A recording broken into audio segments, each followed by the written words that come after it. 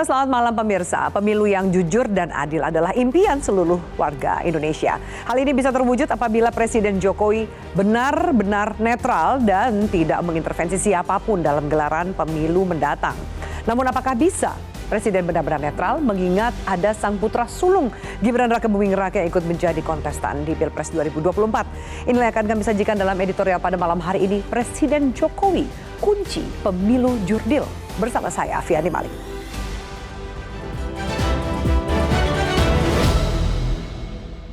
Presiden Joko Widodo, kunci pemilu jurdil.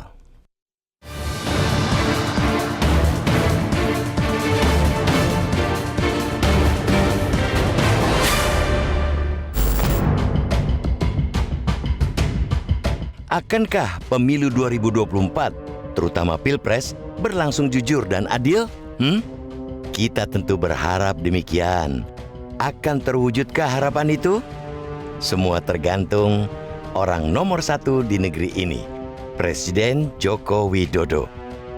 Ketidakjujuran dan ketidakadilan selalu membayangi setiap kompetisi demokrasi. Bayang-bayang itu semakin gelap ketika orang yang bertanggung jawab untuk memastikan pemilu jujur dan adil punya keberpihakan, tidak netral. Ketika dia imparsial saja, kecurangan pasti ada, apalagi jika parsial. Itulah yang menjadi pertanyaan sekaligus kekhawatiran akan sejujur apa, seadil apa Pilpres mendatang. Pertanyaan ini wajar, sangat wajar, kian menguat karena ada indikasi Presiden tidak netral. Kekhawatiran itu sah-sah saja, lantaran Joko Widodo kian terang menunjukkan keberpihakan. Memang berulang kali Presiden berjanji akan netral. Berulang kali pula dia memerintahkan seluruh aparatur negara untuk bersikap yang sama. Pun kepada TNI Polri yang berada langsung di bawah kendalinya. Joko Widodo menegaskan hal serupa. Janji itu, instruksi itu, penegasan itu bagus, tetapi tidak cukup. Ia hanya akan punya arti jika tak berhenti sebatas kata-kata, tetapi diwujudkan dalam realita. Ia akan menjadi vitamin kontestasi jika antara ucapan dan tindakan selaras di lapangan. Sebaliknya, bakal menjadi racun kalau berseberangan. Sayangnya, semua itu cuma seharusnya. Hanya idealnya. Faktanya, ada potensi besar bahwa yang diucapkan akan berbeda dengan yang dilakukan. Presiden berjanji akan netral, tetapi situasi sangat memungkinkan dia tak netral. Keberadaan sang putra sulung Gibran Rakabuming Raka sebagai bakal calon wakil presiden pendamping Prabowo Subianto adalah penyebabnya. Bagaimana kita percaya 100% bahwa presiden tidak akan berpihak jika anaknya menjadi pemain? Belum lagi pengalaman menunjukkan bahwa tak jarang dia inkonsisten menjelang kompetisi. Dia pernah menyatakan tak akan cawe-cawe, tapi kemudian bilang akan cawe-cawe. Bahkan sudah cawe-cawe.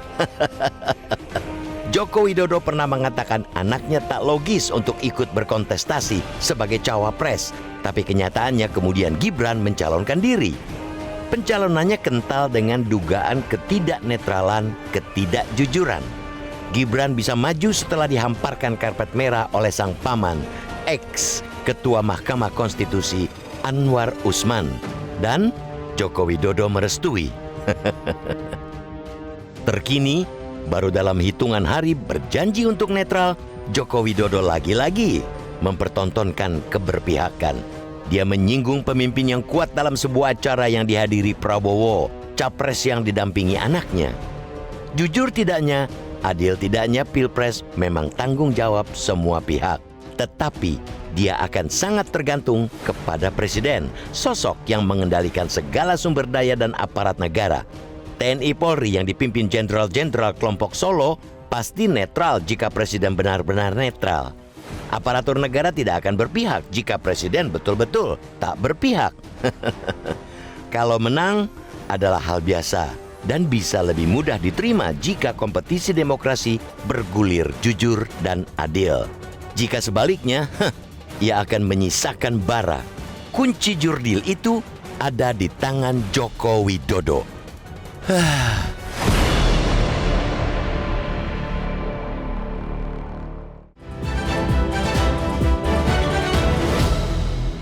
Dan pemirsa, itulah yang akan kami sajikan dalam editorial pada malam hari ini. Presiden Jokowi kunci pemilu jurdil. Dan sudah bersama dengan saya, Ketua Dewan Redaksi Media Group, Bang Elman Saragih. Bang Elman, selamat malam. Malam, Mbak Pi. Bang Elman, seperti yang kita sebutkan dalam menjadi judul bahkan editorial pada malam hari ini, kunci pemilu jurdil adalah presiden. Namun bisa dikatakan, Bang Elman, dengan rentetan peristiwa alias drama, atau bahkan presiden mengatakan drakor, banyak pihak yang meragukan drama Korea. Banyak yang akhirnya meragukan kenetralan dari Presiden Jokowi di pemilu mendatang, terutama di Pilpres, Bang.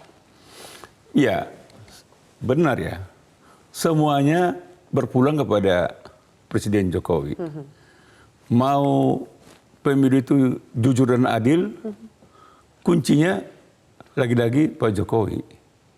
Mau netral semua ASN, TNI Polri, seluruh pejabat kepala daerah, kuncinya Jokowi. Jadi kunci sentralnya Jokowi. Jadi kalau Presiden Jokowi hampir setiap hari dia minta netral. Kita akan tanya buktinya. Orang sekarang nunggu buktinya, Pi. Ya. Jadi tidak perlu pernyataan banyak-banyak. Dan bila perlu sebetulnya Presiden tidak usah ngomong. Tapi tinggal dia panggil Panglima TNI, panggil Kapolri, panggil seluruh pejabat kepala daerah. Saya tidak mau tidak netral terhadap semua paslon presiden dan wakil presiden. Tidak terkecuali. Jangan gara-gara ada putra sulung saya menjadi salah satu pasangan capres-cawapres, lalu kalian membela-belain dia. Jangan. Demikian juga karena ada anak saya menjadi ketua umum partai, lalu kalian longgarkan, kalian bantu, jangan. Itu baru benar. Tapi tidak cukup. Tapi itu kan panggung depannya. Kita juga kadang nggak tahu loh, Bang. Politik juga ada panggung belakangnya. Panggung depan, panggung belakang harus sama. Dan rakyat harus tetap tidak percaya begitu saja. Bang Elman, tadi Bang Elman katakan salah satu yang membuat masyarakat ragu soal kenetralan dari Presiden Jokowi karena putranya maju menjadi cawapresnya capres Prabowo. Ya, bahkan beberapa kesempatan terasa kode endorsan dari Presiden Jokowi kepada Prabowo. Kita simak dulu cuplikan peristiwa berikut ini, lalu kita akan lanjutkan pembahasan ini. 2024, 2029, 2034 ini adalah momentum yang sangat menentukan Indonesia bisa melompat maju atau tidak. Sehingga sekali lagi dibutuhkan kepemimpinan yang kuat.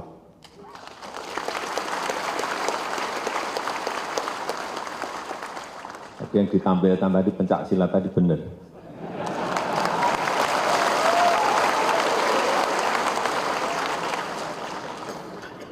Karena ketuanya Pak Prabowo.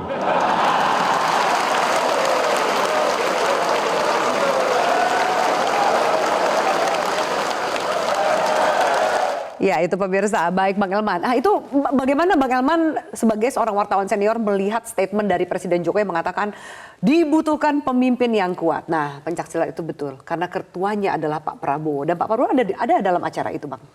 Kalau saya sih mengatakan ya, tidak elok lah. Tidak elok seorang presiden yang harus netral, tetapi mengendorse seorang calon presiden. Seharusnya dalam setiap kesempatan Presiden Jokowi harus mampu mengendalikan dirinya.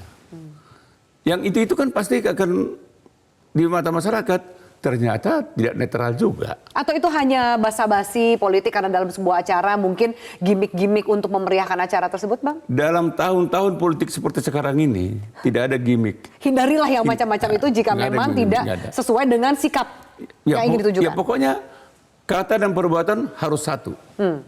Sekarang baru kita sorotin. Fakta menyatakan kayak Prabowo katanya kan. Ya. Kenapa dia tidak bisa misalnya kan apa memang Ganjar tidak kuat? Apakah Anies tidak kuat? Kenapa mesti harus Prabowo gitu loh? Karena ditampilkan pencaksilat. Loh, kan bisa ditampilkan apa kek? Tarian yang lain mungkin. Kuda kepang atau tari apa gitu kan? Gampang kok. Tapi daripada mencari-cari, Ya. sebaiknya jangan. Sebaiknya hindari. Oke, baik. Bang Elman, kita akan lanjutkan usai jeda, termasuk juga banyak yang mengatakan apa iya meskipun aparat penegak hukum juga wajib hukumnya netral, banyak yang menyaksikan jika Kapolri dan juga calon Panglima TNI ini kan memiliki kedekatan secara personal dengan Presiden semenjak jadi wali kota Solo. Lalu kita akan bahas usai jeda, tetaplah bersama kami.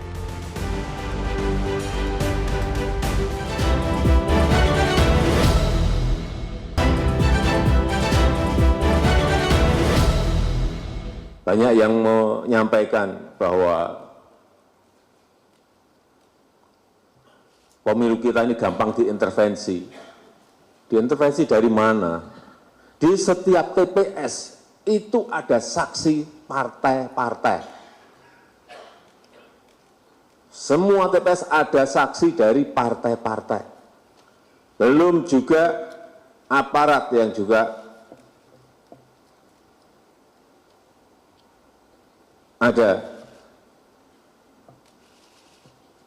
di dekat TPS. Artinya bahwa pemilu ini pemilu yang sangat terbuka. Bisa diawasi oleh siapa saja, oleh masyarakat dan oleh media dan lain-lain. Jadi jangan ada yang mencoba-coba untuk mengintervensi. Karena jelas sangat sulit. Baik, Bang Elman, saya minta tanggapan. Apakah Bang Elman setuju dengan disampaikan oleh Pak Jokowi tadi bahwa bagaimana bisa mengintervensi? Semua partai akan ada saksinya gitu di TPS-TPS. Jadi tidak mungkinlah ada celah intervensi bisa dilakukan. Saya dengan segala hormat terhadap saksi ya. Tetapi saya harus katakan begini, Mbak Abi ya. Kalau memang saksi itu efektif, tentu tidak akan ada sengketa. Tidak akan ada sengketa pemilu sampai berjilid-jilid. Tidak ada sengketa Pilpres 2014, 2019 sampai berjilid-jilid kalau memang saksi itu efektif, mampu meredam semua intervensi, semua kesalahan, semua kecurangan. Selesai itu. Tidak ada manipulasi data Tidak ada dong manipulasi harusnya. data dong. Artinya data dari TPS itu langsung linear sampai ke KPU. Faktanya kan sampai ada sengketa. Berarti ada, entah di mana itu jalurnya itu terjadi manipulasi, kita nggak tahu. Jadi sekali lagi Presiden kita mohon jangan juga terlalu yakin betul. Sepertinya itu akan terjadi.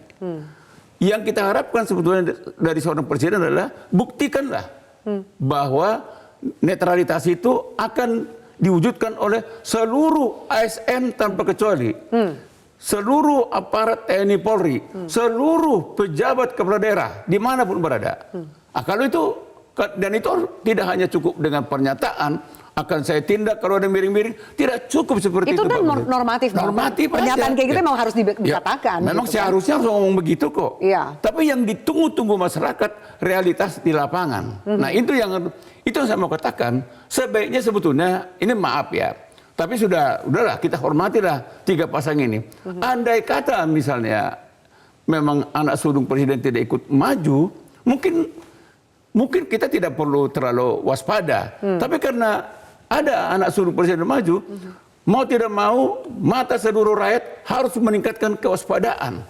Kita nggak tahu. Soal kemudian ada hubungan yang bahkan di media-media sudah melihat ini ada aroma nepotismenya, Bang, karena kedekatan bukan hanya profesional tapi juga secara personal antara Kapolri yang juga adalah Jenderal Solo, Jenderal Solo, termasuk calon Panglima TNI yang juga Jenderal Solo. Katanya ini semua apa?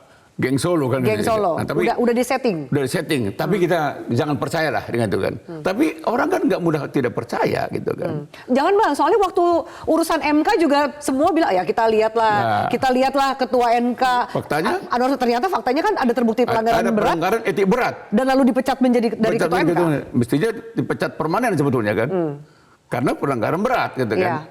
Jadi itu yang saya katakan. Fakta-fakta ini membuktikan memang tidak ada jaminan netralitas itu. Tidak ada jaminan kemulusan bahwa ini tidak akan terjadi cawe-cawe.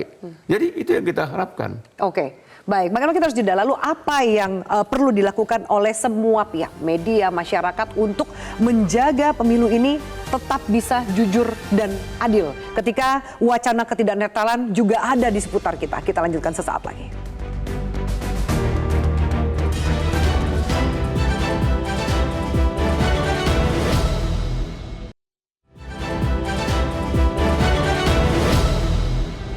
Ya, baik pemirsa, ini kami tampilkan polling yang kami lakukan di Instagram @MetroTV. Jika Presiden bersikap netral, apakah Pilpres dapat berjalan dengan jujur dan adil? 59% mengatakan iya jika Presiden netral. Kita berharap Pilpres bisa berjalan dengan jujur dan adil.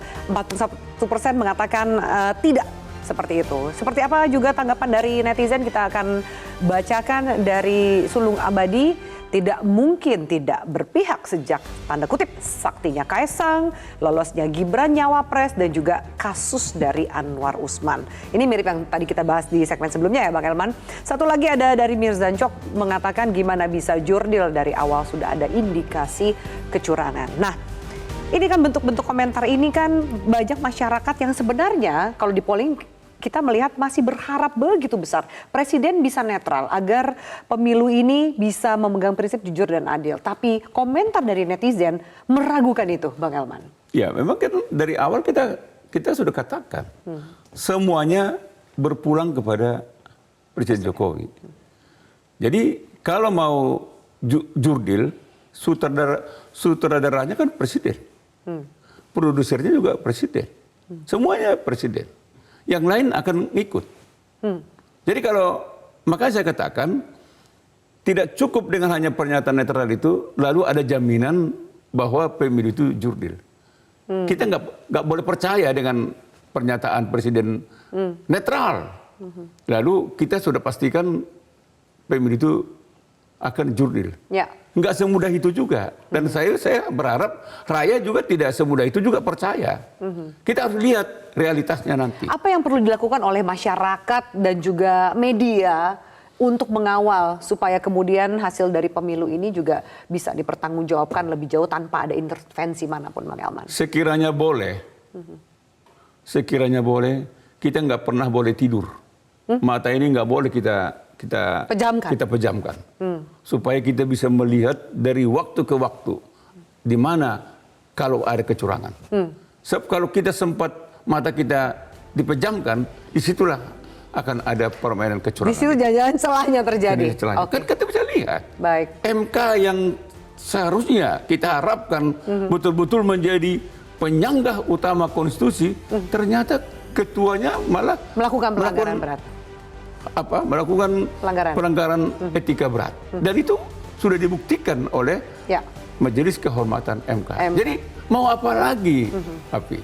Apalagi mau fakta-fakta yang mau kita berikan. Oleh karena itu kita minta Bapak Presiden tolong kata netral betul-betul diterjemahkan sampai ke seluruh ASN, Panglima TNI, Kapolri, seluruh pejabat kepala daerah, dan terutama Presiden sendiri harus betul-betul jujur dan adil. Baik, ditunjukkan dari sikap Presiden. Sikap Presiden. Baik, Bang Elman, terima kasih banyak untuk diskusi kita pada malam hari ini dan juga pemirsa. Terima kasih banyak atas atensi Anda. Kita jumpa esok malam. Selamat malam, sampai jumpa. Metro TV,